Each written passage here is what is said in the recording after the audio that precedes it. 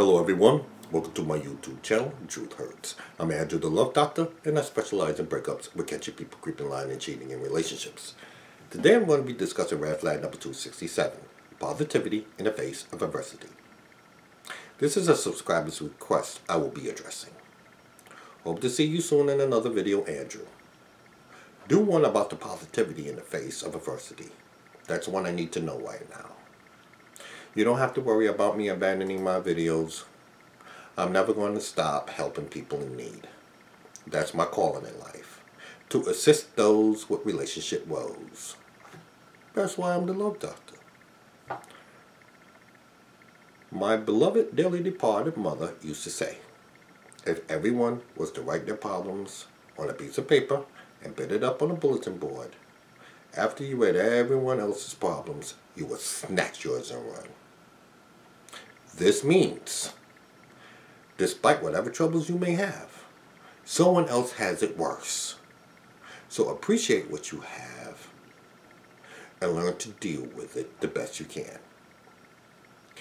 If you're truly dealing with a narcissist, you're going to be dealing with adversity. No ifs, ands, or buts about it. Adversity, misfortune, and negativity. In my opinion, adversity with an arc is shattered dreams, which I discussed in red flag number 133, the shattered dreams with a narcissist. I reference my videos because I hate repeating myself. So please watch them as I call them out. Adversity occurs because a narcissist doesn't have any moral values. Everything about them is immoral, which is why they are considered monsters.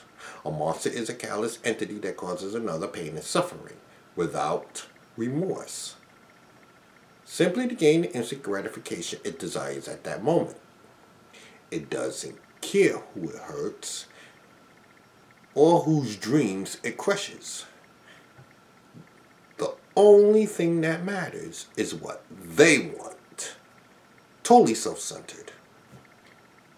If you don't want the same thing it wants, tough shit.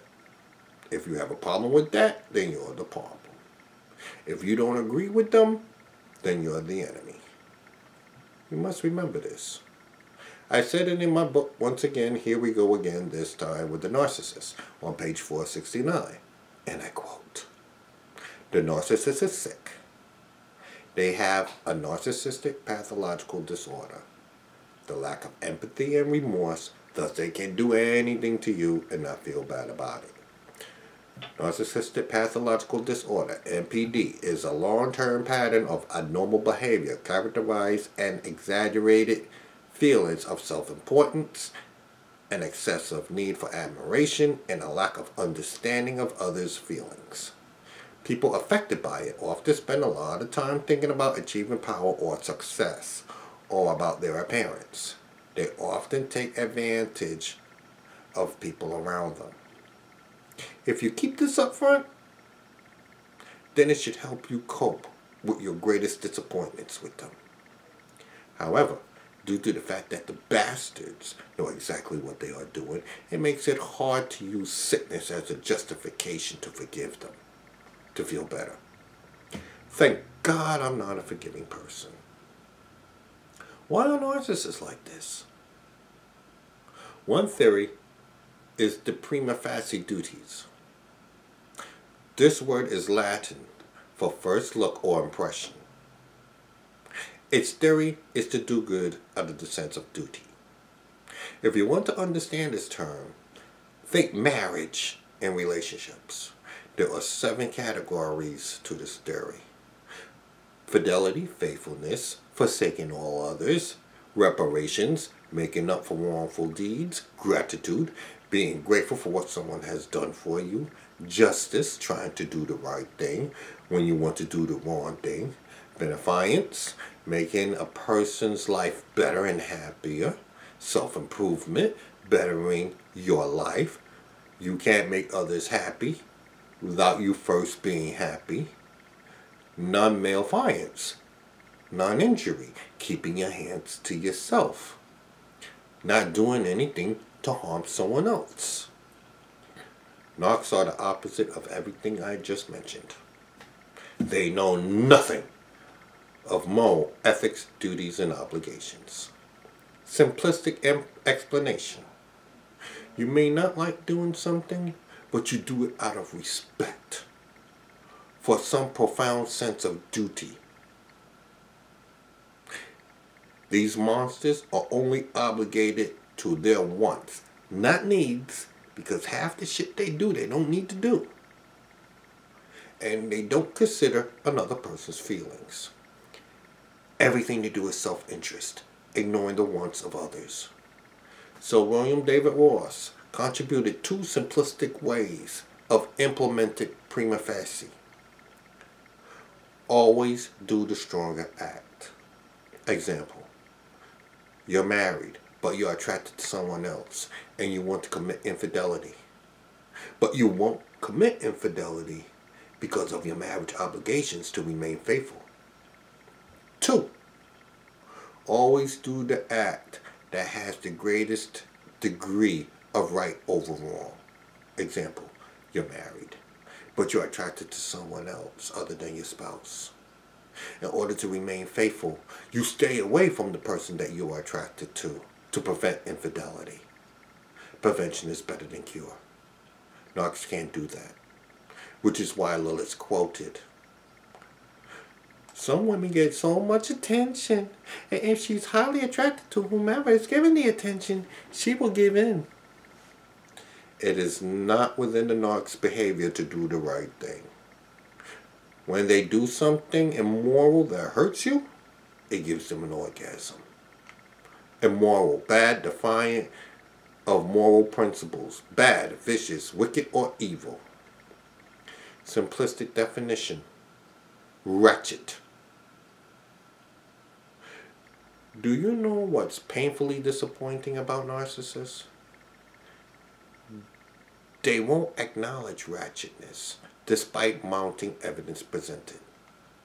Despite deja vu mentioned 94 times in my book, comparing Lilith's character to Judy's wretched behavior, Lilith will still say she's nothing like Judy.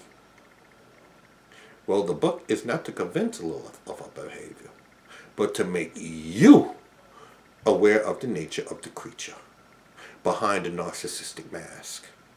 So you will recognize the nature and behavior of others by resemblance of my narratives. Prime example. A narcissist will tell you for days, weeks, months, and years that they love you, but always end up in bed with someone else they claim not to love. Then when they get caught, they'll flip it and tell other people they loved you, but they weren't in love with you. But that's not what they were telling you for days, weeks, months, and years. Remember, narcissists don't like to be exposed. Everything they do is hidden. So if they get caught, it will be your word against theirs. And they will defiantly say, "You're lying." One subscriber asked Lilith on YouTube, Fab Lipstick, one simple question. Did she call me 5 o'clock in the morning from another man's house? Next thing you know, she was blocked from the woman's channel. Flying monkeys are idiots that ignore the actions of a narc and provide entitlement praise for screwing people over. With flying monkeys, their attitudes are, "It's okay that you hurt him, I don't like him." However, proof is exposure, which is why Lilith was annoyed when I exposed her little bombing letters to me and text messages saying she missed me and was terribly sorry, which is on the thumbnail of this video. Quoting Lilith's lie when I left her the first time. "I swear I will speak to someone who will not only better understand my situation but also give sound advice. Why am I hurting right now? I came to an empty house and all I could do is cry. I miss you terribly and I feel like a fool. I love you so much and I miss you.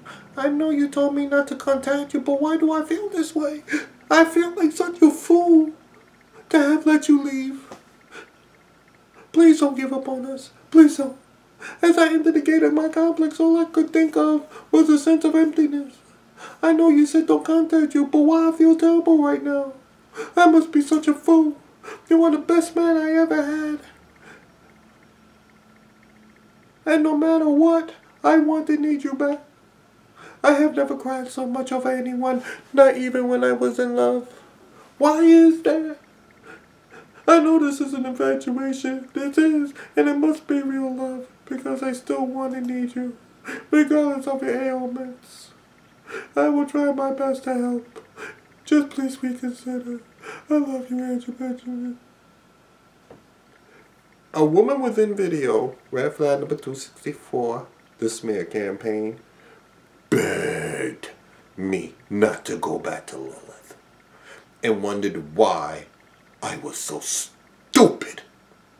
And in this case, stupid is spelled S-T-O-O-P-I-D because correct spelling diminishes the insult. But when she read this letter, during the writing of this manuscript, she said, "Oh my God. I can understand why you went back to her. She's diabolical." I said this before and I'm saying it again. Don't try to understand the concept of what happened. Just accept the reality of the fact they were playing games and move on.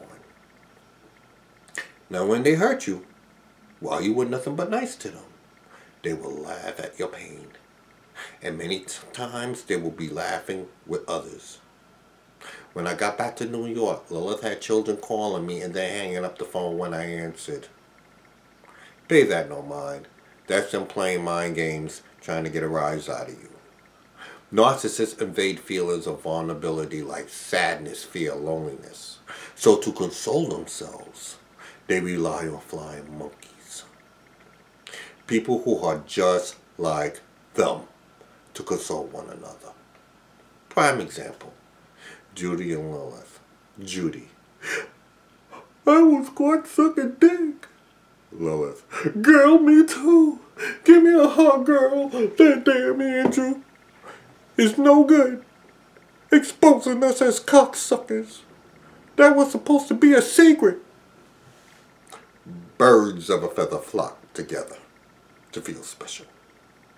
So you don't need all that poisoned negativity around you. First thing you do, you must remove yourself from their presence. Second thing you do is cut all ties and burn all bridges. This must be done to implement no contact NC, which means no phone calls, no text messages, no emails, no visits, no messages to or from their friends, no response to any of their attempts to converse with you online, including responding to insults. No nothing. Coming to the realization that the narcissist never cared. One more time, because I really want you to understand this. Never cared. It's going to scramble your brain. And it's going to take months for you to accept this crucial factor that's going to run into years. Letting go and saying goodbye of someone you loved is never easy. But sometimes it's necessary and has to be done. I have to keep up front, Lilith wasn't meant for me. New year, better opportunities. Better opportunities, better possibilities. Better possibilities, better woman. Better woman, more happiness. Be glad they're another person's problem now. Trust me, you're better off without them. Sometimes it's very hard to move on. But once you move on, you realize it was the best decision you ever made. Lilith was the worst woman not only have I been with, but ever known. When you allow the wrong people into your life, things will come up missing, like joy, peace, love, hope, faith. Yes, people steal these things too, especially a narcissist. These monsters seem to do the very same thing to everyone else. The behavior is so identical that it seems that they went to the same school of narcissism. It's as if these narcs went to the same college, asshole. Advanced Class 101. Okay, class. In this class, you're going to learn how to be a monster. What type of monster? A narcissist.